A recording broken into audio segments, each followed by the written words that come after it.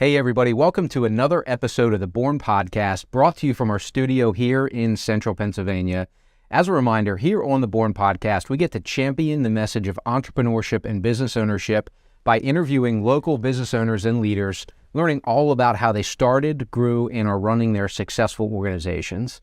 And today is no exception. We've got a phenomenal story. He is a returning guest. We're glad to have him back from our previous days as the Shrimp Tank. But you can find a full replay of all our broadcasts on our website at questmont.com/bornpodcast, and anywhere that you're on social media, whether it's Facebook, Instagram, LinkedIn, Twitter, search for The Born Podcast. Make sure to hit that follow button so you can stay up to date on all these episodes. And if you love listening to podcasts, we're anywhere you can find us, Spotify, Apple Podcasts, Google Play, you name it. Search for The Born Podcast to listen to this full episode. And again, we've got my man, Alex Bazdar, who is the CEO of Classic Rock. If you've never been to Classic Rock in Mechanicsburg, you're missing out.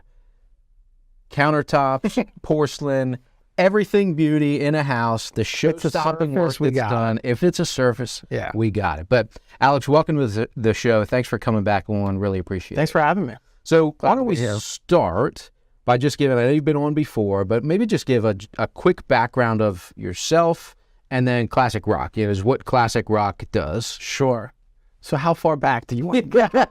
Well, I was born here in Harrisburg. So I'll start by saying I've been in the countertop industry for 21 years now. So it's kind of all I knew since my early days of college. It was always a summer job that I found myself coming back to.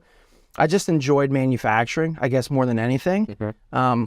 I'm intrigued on like how things get built, like that show How It's Made has always been like a really cool show to watch. And so anything that gets manufactured has always just been kind of fun for me. So I guess I got into it because it was a part-time summer job that was hiring, and I was a kid that needed college money. So I kind of always thought that I'd go a different direction when I got out of college, but I left for a year, ended up coming back, left for another year, and ended up coming back and just stayed in it. So all in all, 21 years in the countertop industry. And I joined Classic Rock in it's January 2nd, 2010. Okay. I wasn't an original founder of Classic Rock. It was started in 2006. And when I joined the company, all of my experience in the countertop industry up to that point, if it wasn't in the manufacturing side of it, it then evolved into the sales side of it. So what always intrigued me and what I was probably most passionate about at the time was outside sales. So I kind of took positions that gave me the opportunity to be in outside sales within the industry. So I joined Classic Rock as an outside sales rep, and through the years, just ended up being fortunate enough to acquire ownership stake in the company. And then as those years progressed, continued to up that ownership stake in the company until, as you know, about a couple years ago, finally acquired the last shares in the company. So yeah, awesome. That's kind of the quick couple-minute story. What drew you to Classic Rock? Or, well, maybe that's a question. Yeah, it's a good question. Maybe a better question is also what kept you at Classic Rock? I mean, I know some of the differentiation between what you do or how you do what you do compared to other manufacturers. Sure. Yeah, so what drew me to Classic Rock early on was that they had a really interesting business model in an industry that didn't have it, right? So this industry, by and large, I can't actually think of any other company that does it as unique as Classic Rock, but everybody else has always typically been retail, commercial, direct to builders. They kind of wanted to try to sell everybody. Mm-hmm. And so, you became sort of a jack of all trades, master of none. And as the old saying actually goes, it's a jack of all trades, master of none, but I'd rather be a master of one than a master of none. And so what was interesting about Classic Rock was that they had one avenue that they went to business on, and it was selling strictly wholesale to only kitchen and bath professionals. Yep. Okay. So no box stores, so no Home Depot, no Lowe's, nothing direct to homeowners. It was always looking for design professionals, right? So that would be people that were professional designers. And so they would design these kitchens, and as it had always been, they would buy direct from fabricators or manufacturers that also sold to everybody else. Mm-hmm. And so it was a really easy sell. When you were talking to somebody, you could easily kind of convert them by saying, look, we can offer better pricing. We can offer exclusivity. You don't have to worry about competing against us in the open marketplace.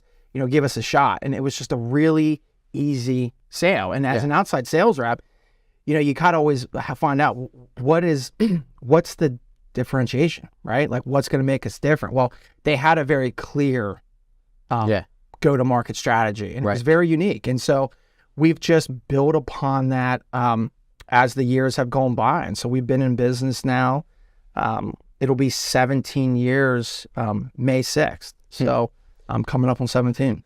And the strategy, when you're talking about more on the retail side, there's not a lot, I would imagine, in this space. From an individual perspective, there is not a lot of repeat buyers because it's a big purchase and it happens maybe, I don't know, every how many years. Yeah. So if you're doing it individually, your strategy is dramatically different versus going direct to wholesaler to designers. You have repeat business. It's repeat business in, right? It's exactly right. However, I would say jokingly that I used to wonder how many people could buy a countertop multiple times. You'd be surprised how many repeat people we see buying countertops like every couple of years, or they sell their house and build a new house, remodel a new house. So what used to be considered in this industry, truthfully, was like a one and done kind of thing. Right. It really truly is becoming almost repeatable, like buying cars. And that kind of sounds crazy, but I think the average homeowner only stays in their home on average 7 years now. So as long as they're staying local, there's a good chance that wherever they go, whether it's an existing home or a new home, they're probably going back to one of our dealers that you know we work with, and they ultimately end up coming back to us for their product. So it used to be a once and done thing, but now truthfully, it really has evolved into, I don't want to say like a throwaway item, because it's not, but design is becoming such an important part of our living spaces that design is changing very quickly too, right? So every 5 to 7 years, there seems to be a new trend, right? Things have been trending white for so long. We're starting to see dark colors come back now. So everybody that's kind of got the whites and getting tired of the whites are going to start to trend back to some darks. So, you know, we'll see those customers come back around too. So, but to answer the question, yes, it is true that if you predominantly only focus on retail, it is a short sort of window of time that you're going to move a product to a person. Whereas how we do it, we build a relationship with the professional, and we build a partnership there, and it's a great partnership that you know grows and continues to excel. If this is a question you don't want to answer, feel free. But when you're thinking about dealing with an individual versus a wholesaler or a designer, I have to believe that the negotiation on price is different. That strategy is different because more than likely, most off-the-street retail buyers are probably doing more price shopping, or whatever, but in dealing with a wholesaler where they know, look, I'm coming to Classic Rock because I understand their process. I know they're going to get it done right, blah, blah, blah, and here's the price for the countertops here. Is that fair, or is it's spot on? Okay. You know, how we, you know, our strategy, we are certainly not the cheapest. You know, when we price our products, you know, we really do price in the service, the quick production times, the things that really kind of matter to professionals. Whereas sometimes that gets kind of lost at that retail level. And so we absolutely believe that we're able to position ourselves better by going to the professional, the designers and the dealers. And price isn't as important there because they're also running a business for profit as well. And so for them, being partnered with partners who are going to come through all the time when they say they're going to come through really makes a big difference in, how they sell their products then too. So yeah, definitely. For sure. Give a little maybe update on, you mentioned you started the company around 2010. I started, yes. What did the company look like in 2010 in terms of maybe employees, locations, compared to what you look like now? So in 2010, I should know this probably more specifically, but we were probably about 18 to 22 employees. Okay. Maybe not even. Okay. We were probably averaging 2 to 3 kitchens per day. Okay. In finished goods. Today we average around 60 kitchens per day.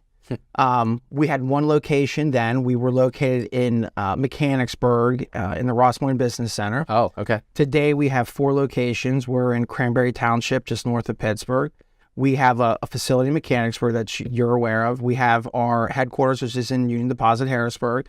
And then we have our newest location is in Sewell, New Jersey, which is just outside of Philadelphia. And around 120 to 130 employees, give or take.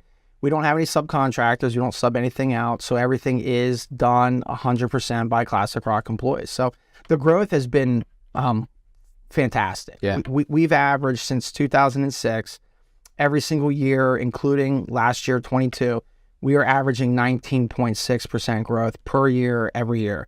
And when you think about that, it's kind of a testament to the team that we have, because, we went through some of the hardest times in 7, 8, 9, 10, truthfully, 11, 12.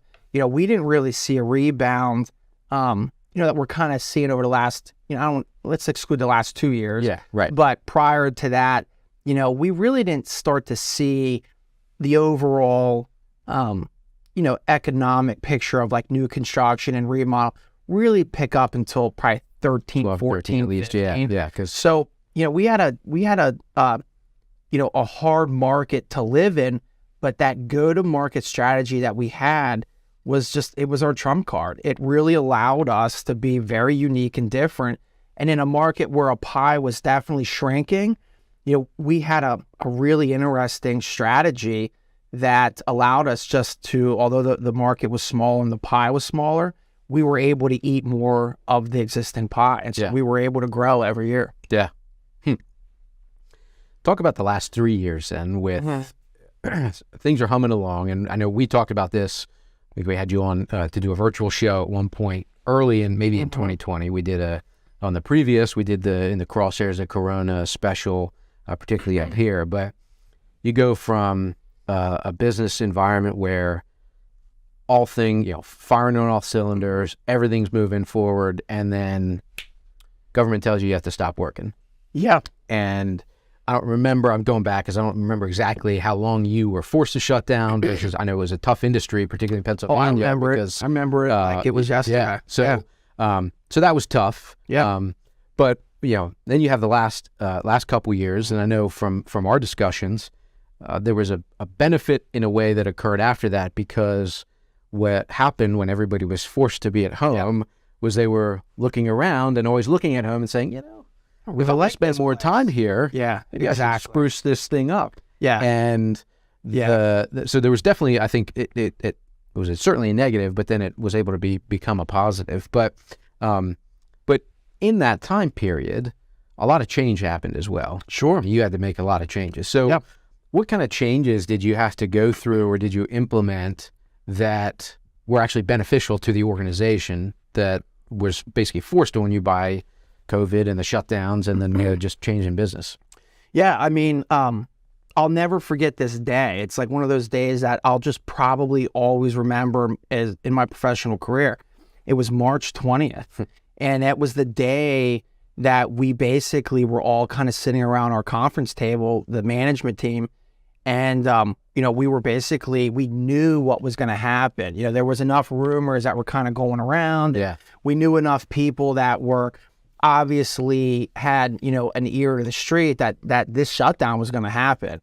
And I'll never forget it because, we lived in a state in Pennsylvania that we, even in construction, were deemed non-essential, which was one of the only few states in the country that construction was considered non-essential. Like, that was kind of crazy to think that that was a non-essential trade. So, by the way, you can drop kind of from that statement. There was no kind of about that. It was pretty wild. So we didn't know because you knew some things like, yes, like, you don't want to actually make light of any industry because I couldn't imagine, well, I did because, I saw industries that were allowed to continue to work and employ. And then I looked at our industry and thought, this is terrible. So there was probably, there's a lot of other companies that were much worse off than we were. But we were forced, we had no choice. We ended up having to furlough almost 90 employees almost immediately because we just didn't know what was going to happen. And our first obligation was to try to have a company for people to come back to, right? Was first and foremost. We had great banking partners that immediately just really kind of stepped up and started coming to everybody's rescue. You could really start to see like a community come together to support each other, which was awesome. Yeah. So, we were forced to shut down. We were allowed to reopen, right, in early May. I think it was May 8th. We were officially considered, important, essential, right? Like, hey, you guys get back to work, right? So, it was May 8th, and we were able to bring everybody back. And what was interesting was in that time frame, I can remember very clearly thinking, there's no way to survive this. Like, how is anybody going to want to buy a countertop, right? How is anybody going to want to remodel their living space or go buy a new house? There's just so much uncertainty in the market. I just figured, man, this is going to be so hard to survive. And then things got back to business. We were allowed to reopen, and it was almost immediate that you just saw this influx of opportunity where, like you said, I didn't see it. Like, even though I live at home, right? I was living there. I didn't see that, right? I was obviously looking at the glass half empty at this point. So, but it was unbelievable because all of a sudden the market just went on fire in construction because exactly what you said, people started working from home. We still have a lot of our team that still works from home. Yeah. And they're doing wonderful, right? So one of our employees has since bought a house in Florida and spends their time between Florida and here. And so it's allowed people to really kind of enjoy this more, I don't want to say transient, but fluid work-life balance. Yeah. And people just started to really invest into their homes. And it was crazy. I mean, we ended up having a record year in 20, even with COVID, like with the start of COVID, with the shutdown of COVID. 20 was a record year. 21 was a record year. 22 was the new record year. So I don't know about 23. We'll see. But it supercharged the construction industry. And I think that no matter what industry you were in, you could see it, right? You could see it from, you couldn't find a house to buy. You couldn't get supplies. Cabinets became back ordered 6+ months. And it was a wonderful sort of problem to have because I know so many companies that, I personally know struggled. And so, you think about that, we were very fortunate and our employees were able to stay gainfully employed. Yeah, that's good.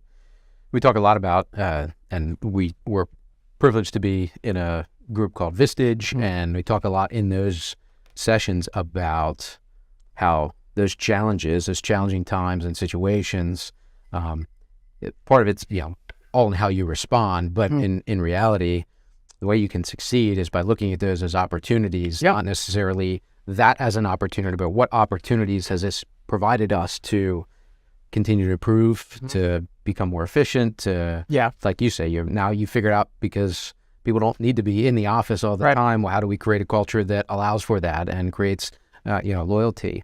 One thing I think it highlighted, and you mentioned it, that's probably a good plug for anybody that's listening, is you mentioned community and your great banking partners. And we talked a lot about that in 2020 and 21 when we did those interviews, but community banks stepped up in a massive way for individuals and businesses that were going through the crap they were going through that the big banks just didn't do. There's no question about that. There are certainly, you might be in a situation where a big bank is needed for, special situation, but there's a lot to be said about those community banks because they are there living it, just like you every day. It's local, it's whatnot. So, their success is their success, and they're in it with you. And all the local banks really stepped up to help. Yeah. But the second part of your question, and I'll answer it in 30 seconds, was what did we do differently coming out of that? And it's like you said, we really focused on efficiency. It's like we knew that we had to get better at almost everything that we did, right? Streamlining processes.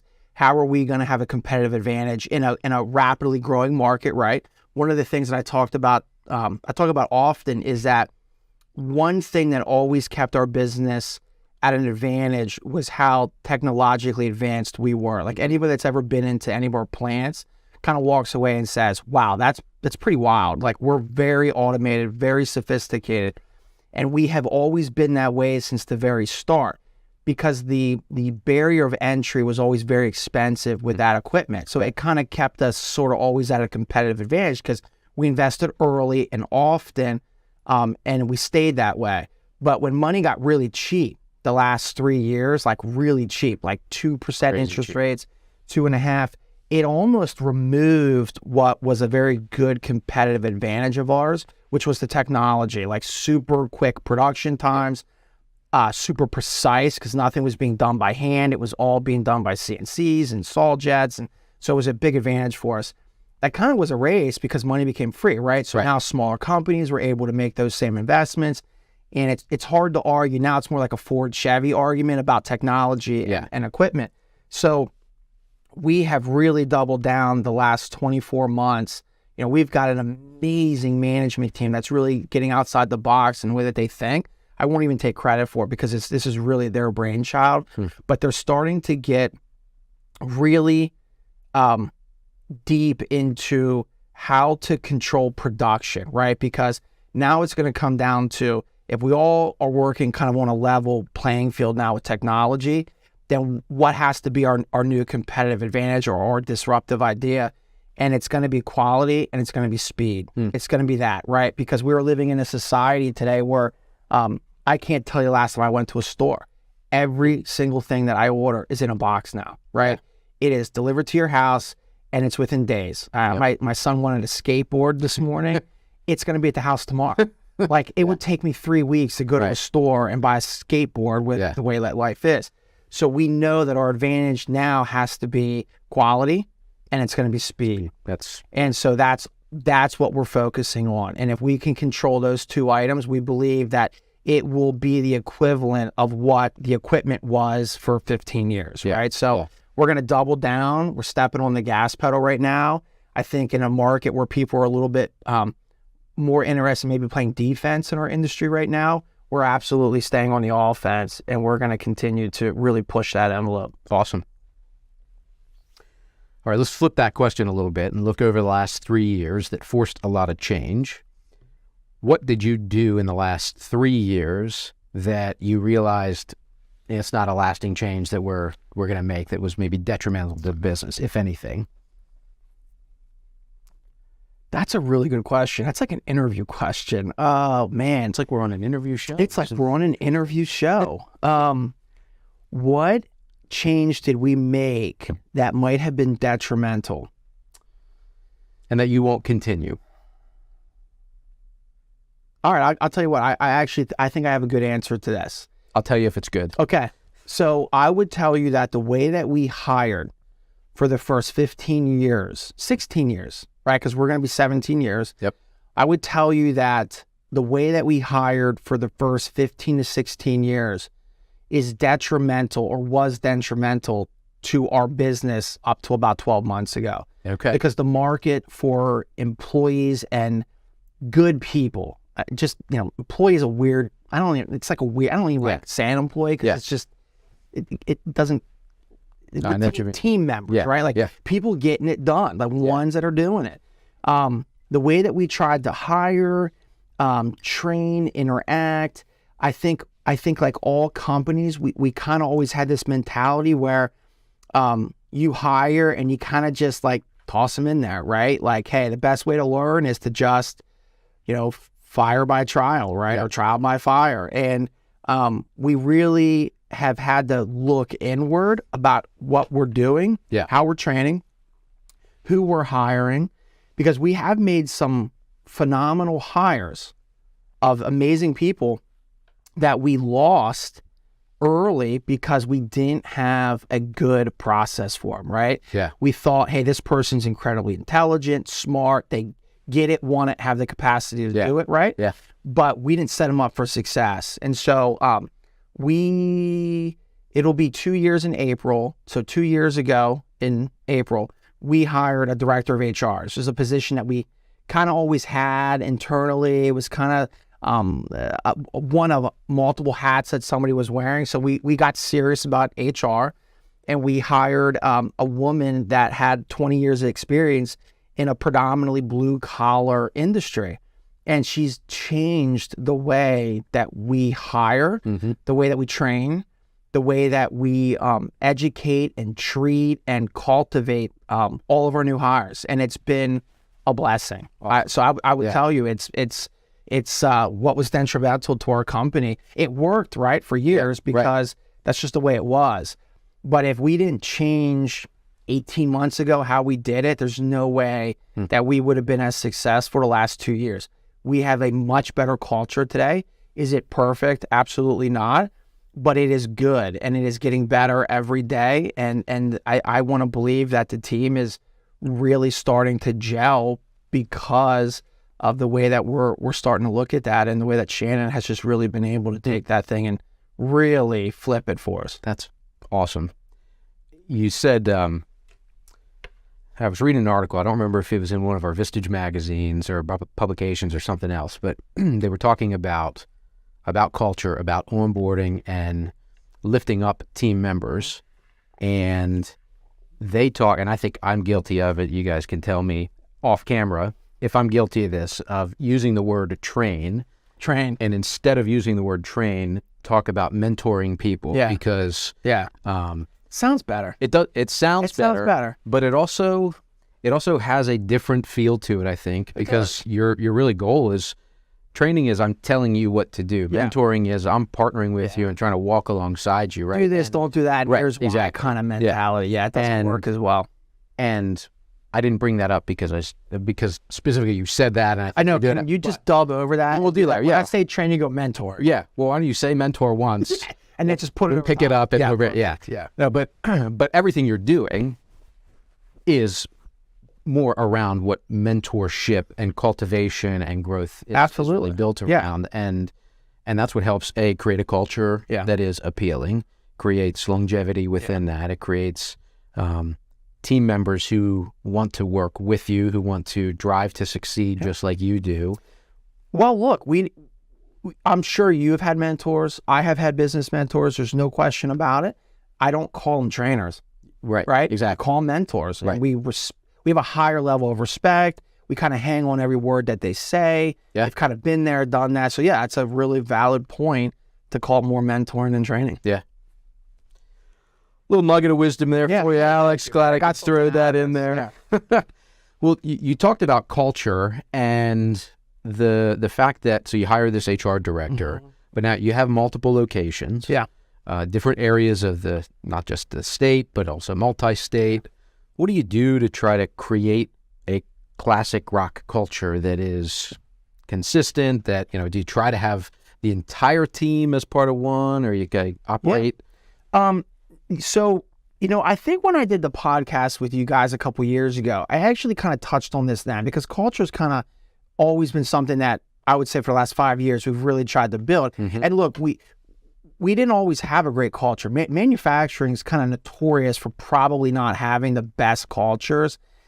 So, we were very well aware years ago that, you got to do something to engage, with your team. And, we all have to work so let's enjoy what we do.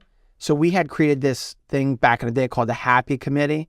Okay. And it still exists to this day. It kind of goes by a different name. It's just more of like a culture committee, just sort of a group of individuals throughout the company that get together once a month and actually talk about, moving the agenda forward with culture. So it just so happens that tomorrow is one of the events that the group created.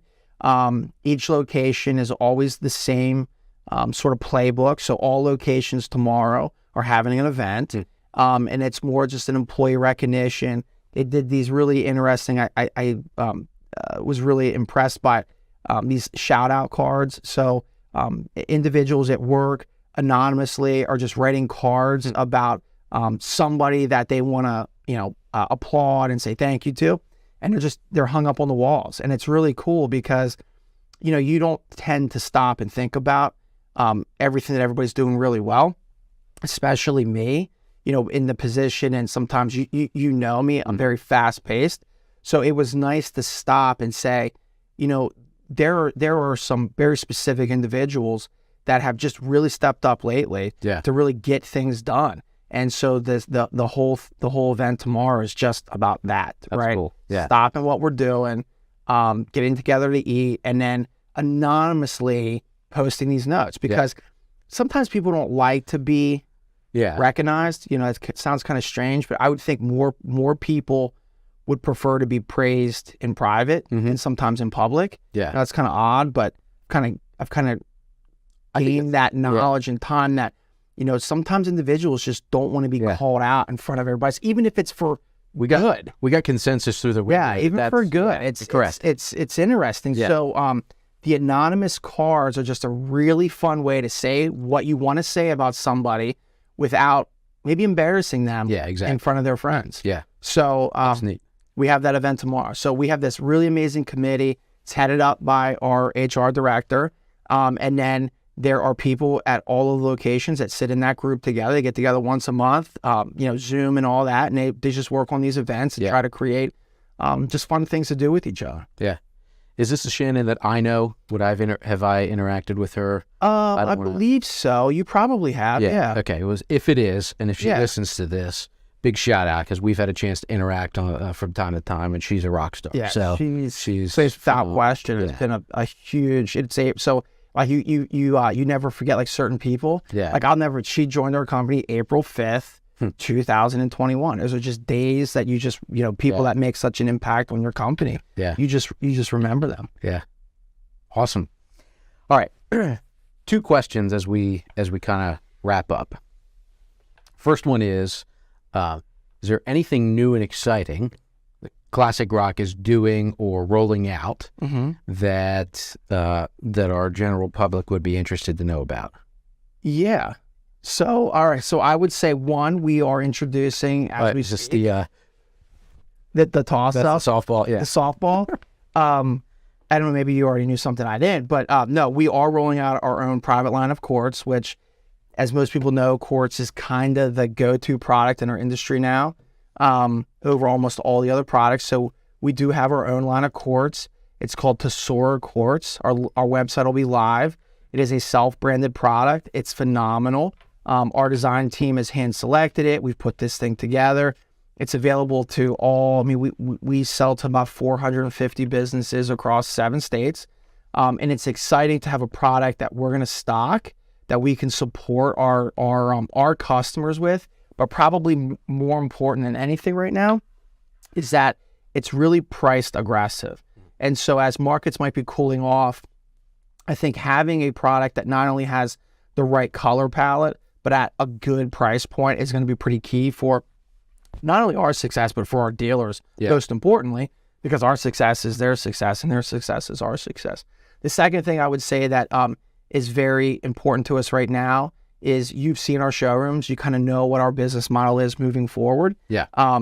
We are planning to build a facility in Pittsburgh and a 4th one in an area that I don't want to necessarily name right now in case anybody's listening. I don't want to tip our hat to that, but it is a huge market that we're going to be in. Awesome. All right.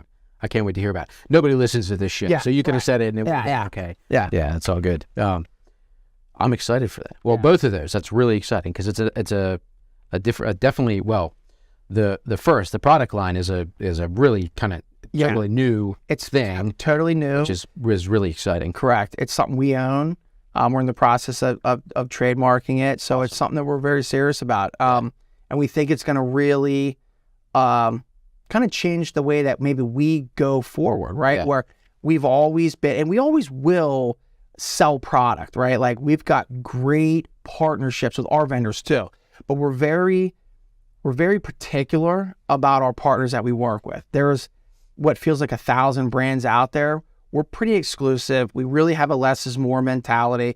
We really only want to support the companies that have good image, doing it the right way, care about their teams as well. But there's an opportunity in there for Classic Rock to look at, we've built this great business, right? I mean, we really have. It's the sales team, the people that are doing the product are just killing it. Yeah. And they've created a brand, right? They've created this amazing company that speaks volumes about the way that we want to do it. And so if we've done that for 17 years, it's probably time for us to look at what's that next step for our company. And I really think that it's possible that, to get into branding some products of our own, where it's not always us selling something that somebody else is making. Yeah. So it's an opportunity for us to maybe switch gears. Like, I don't want to get too far ahead of myself, but like I look at some of the best companies that I want to emulate.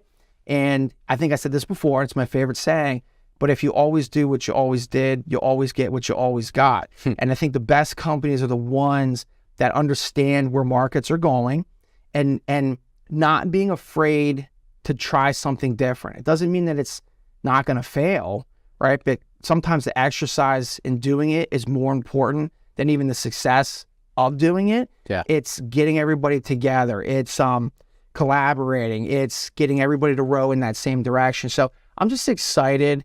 I like watching companies that, you say, well, they always did this. Right. But the best ones, I think, figure out how to do something a little bit more unique. Yeah. Not getting outside that hedgehog concept where you go from making one thing to something totally different. Like, not that. But for us, it would make sense for us to have our own product within what we do, right? Countertop surfaces. Right. So I'm excited about it. I think it's got a lot of legs, and I think it could really kind of change the way that we go forward. Sounds like it. All right, last question. Okay. Alex looks ahead 5 years, and you don't look ahead 5 years. You're 5 years out. You're right. I don't. And you're looking back. I know you. Yeah, we're talking maybe 5 days. Yeah, maybe 5 days. What is it? I got 5 minutes. Yeah. You're 5 years out, and you're looking back. What would have to happen over these next 5 years for Alex to look back and say, yeah, these last 5 years were a success? Oh, okay. I know it's the heaviest one. That's and I save it for the end. If my life was exactly the same way it was today, I would consider that a success. We've got a great company. We've got great people. I've got a great family. Like, I'm living the dream. Like, I really am truthfully living the dream. I've got an amazing management team that really makes me look good, right? If I'm being honest, like, they really make me look good. So I guess if I could look back or go 4 or 5 years and look back, of course, I want to continue to grow our company because I'm just wired that way, right or wrong. I always want to push the envelope. I want to create new ideas. I'm definitely a visionary type person. I know where I want to go, but I don't know how to get there. And that's why I really do believe in like surrounding yourself with the best of the best and kind of letting them drive the car, but helping to point it. It'd be hard for me to say that. I guess if I wasn't here in 5 years, I would still be very happy. I think our company would be, a good, solid company. We've built something really successful, and of course I want to push it further. Yeah. But I don't want to be greedy either. Yeah. It's like I'm starting to get to that point, right? Like, we're the same age where you start to look at like what's really important. But I guess okay, right, but like not that much. No. I would say that, I guess, aging is starting to mature me a little bit more in like what's important. Yeah. Right. Oh yeah. But I don't want to say, again, I want to make sure I emphasize, I want to push the envelope. Oh yeah. And I want to continue to grow. But it would be hard for me to say, like, what would I deem to be a success? I don't know. I mean, it's a tough question to really kind of answer. So maybe I'll summarize what I think I heard, and you can tell me if that's right. Okay. You, because I know who you are, and because you won't stop pushing the envelope. You want to continue growing. No, I'll probably break it. That's how you. You'll tape it back together. Bust the envelope. I'm gonna tape wrap it up. Yeah. You want to push the envelope. But there are other things in life that are equally, or if not more important, that are you don't want to sacrifice and don't want to lose sight of in pursuit of X. And having that balance and being able to see that through is... I don't want to ruin what is been very fun to do and has provided for a lot of people. Yeah. And so I think for me, that would be success. Yeah. If I had the same group of people in 5 years, that would actually be a success. Yeah. There it is. Yeah. Well said. Yeah. See, I think I summed it up well. Yeah, actually, thanks for answering that for me. You're welcome. You got it. No. You got it. Well, it's been a pleasure. It's been a blast. I love catching up and hearing about everything that's going on. And we have a history, so I know a little bit more than maybe some of our viewers do. But it's been a real joy to watch what you've been able to do and what the direction you've taken Classic Rock over the last few years. Well, really the last since you've been there, last few years, and it's going to be awesome to see what happens in the future as well. So, thank you again. Thank you. Everyone at home, we hope you enjoyed this. If it wasn't clear before, unfortunately, if you're not working with a bath or kitchen specialist or a designer, you're going to have to if you want to be able to utilize the products, but it's a much better process. We have a couple fantastic ones that we've worked with that helped us with our office here and did a phenomenal job. But if you get a chance to work with them, every member of their team that we've worked with has been amazing to work with, responsive, personable, and that starts at the top. And I think you have a lot to do with that. So we'll have information about on your website. We'll have information about the new product line that you have launching and everything in our show notes. But again, everyone at home, I hope you enjoyed it. Check out Classic Rock, and we'll see you next time on the Born Podcast.